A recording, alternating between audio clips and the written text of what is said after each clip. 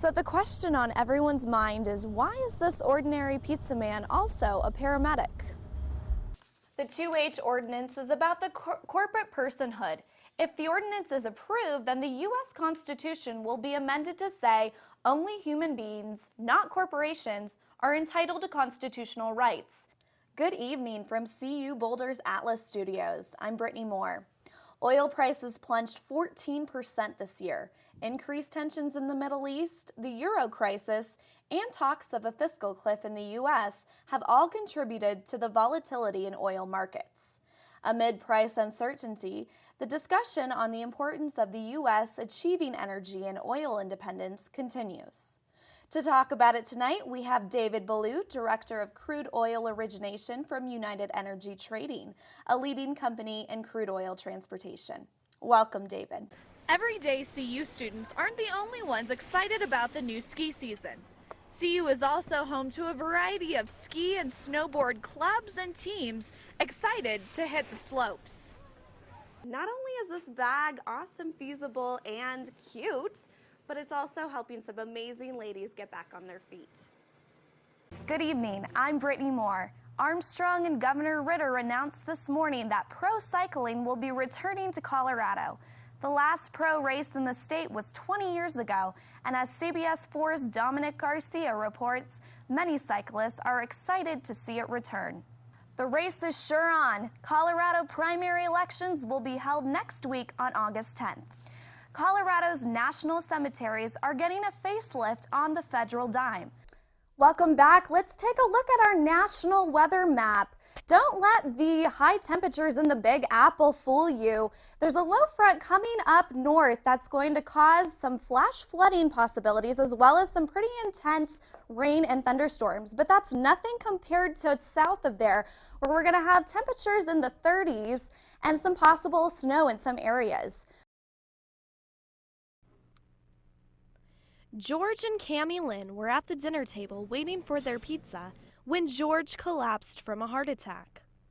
The pizza man, Chris Wibben, who showed up just moments later, was also a lifesaver. It was just like, help me. And he just looked at me and he said, I'm a paramedic. So the question on everyone's mind is, why is this ordinary pizza man also a paramedic?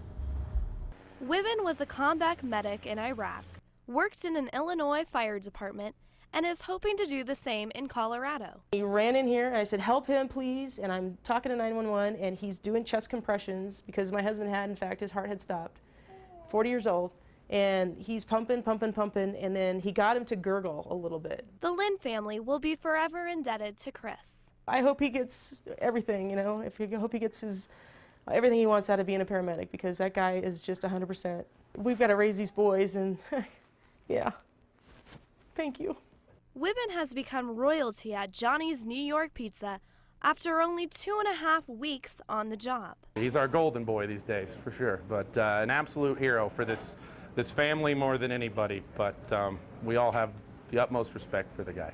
George Lynn has a chronic condition called atrial fibrillation and was experiencing heart pains several days before his heart attack. He is still unconscious in the hospital, but is stable and is improving. Being active just got easier. Weight Watchers' new book, Eat, Move, Play, is a family guide to being healthy and active.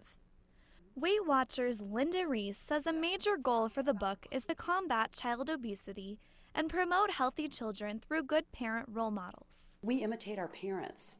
Role modeling is an important premise in Weight Watchers. By learning how to eat and be more active, we not only benefit ourselves, but there's a ripple effect with the people in our lives. Mom Christy Sheen is one supporter of Eat, Move, Play. Today, the Sheen family of 6 are busy cooking a healthy meal of soba noodles and chicken from the new book.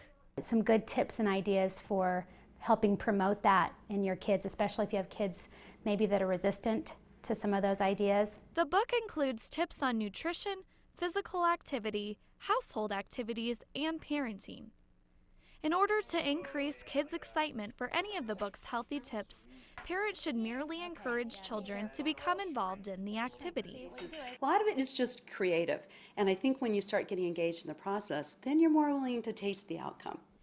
Eat, Move, Play summarizes its tips into 5 simple rules to be used in households. These rules include focus on wholesome, nutritious foods, include treats, limit screen time to 2 hours or less per day, excluding homework, try to be active 1 hour or more per day, and the last and debatably the most important rule, according to Reese, is that the rules apply to everyone in the home. Reese stresses that the tips seen in the book should be used by all ages, not just children. The whole idea is that we are all modeling healthy behavior. And you twist the needles like that. You're watching CBS 4 News in high definition. Hundreds of bicycle riders joined professional biker Lance Armstrong for a ride through town today. Good evening, I'm Brittany Moore. Armstrong and Governor Ritter announced this morning that pro cycling will be returning to Colorado. The last pro race in the state was 20 years ago, and as CBS 4's Dominic Garcia reports, many cyclists are excited to see it return. The Quiznos Pro Challenge will launch in August 2011. The race has not been mapped out yet, but it will include a mix of mountain, sprint, and downtown stages. From biking to the environment, the governor hosted an energy efficiency financing summit today. Earlier this year, the U.S. Department of Energy awarded Colorado $25 million for energy-efficient upgrades. Economic hard times have finally reached Laramie County in Wyoming. The county had seen no decline in property taxes until this year. The assessor took in $63 million, which is just a decline of 1%. But she says that's the first drop in her 22 years in office. She expects revenue to rebound next year.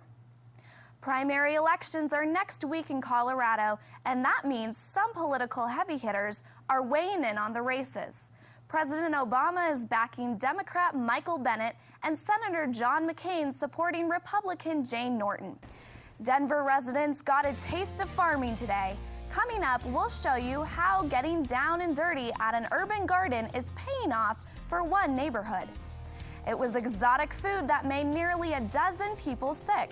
Next, we'll show you why this popular Colorado restaurant is under investigation. And could the worst oil spill in history be over? A little later, we'll check in on the fix that's supposed to save the Gulf.